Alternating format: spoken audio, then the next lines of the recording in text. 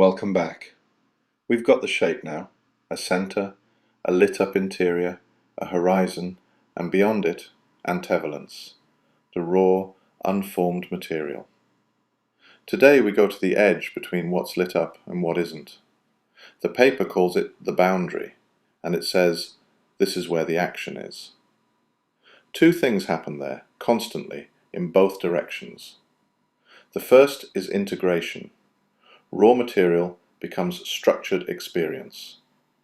The half-formed feeling becomes, I'm angry. The blur becomes a face. The pressure becomes a thought you can say out loud. Stuff crosses in and becomes something. The second is disintegration. Structured experience loses its shape and goes back. You forget. You lose the thread. The word is on the tip of your tongue, and then it isn't. Something you understood clearly this morning has gone soft. So the boundary isn't a wall, it's a working surface. Traffic in both directions, all the time, whether you're paying attention or not. Two more terms, and then the payoff. Expansion is when your lit up region grows. You learn something. You notice something you'd never noticed. You have an insight, and suddenly more of the world is available to you than was an hour ago. And contraction is when it shrinks. Confusion, overwhelm, forgetting. That state where you're so tired or so upset that the world stops making sense, and things you normally handle easily are suddenly too much. Your lit region got smaller, stuff fell back out.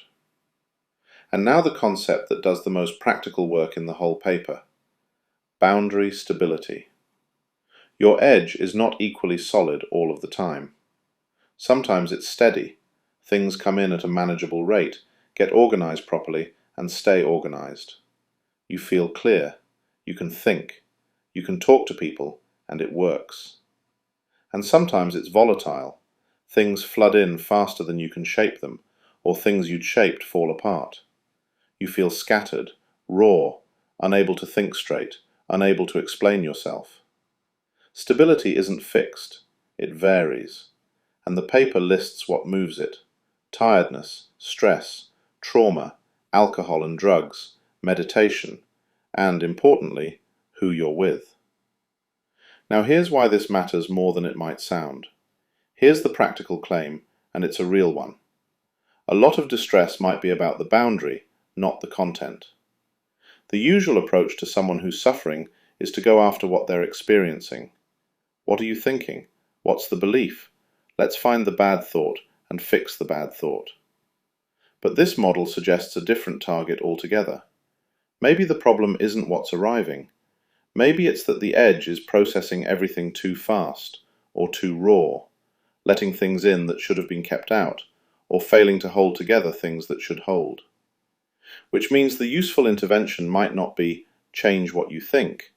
It might be slow down how fast things come in, get better at tolerating the not yet formed, strengthen the anchor at the center. And anyone who has ever been told, just don't think about it that way, and found it completely useless, might recognize why. If your edge is on fire, editing the contents is not the repair. Now I want to be as careful as the paper is here. It says might. It is proposing, not proving. It says this is a direction worth trying, not an established treatment. So hold it lightly. The paper does. And if any of this touches something you're carrying yourself, that's worth taking to a real person you trust, not just a theory. Next time, we turn to the part the paper calls its most distinctive contribution: other people.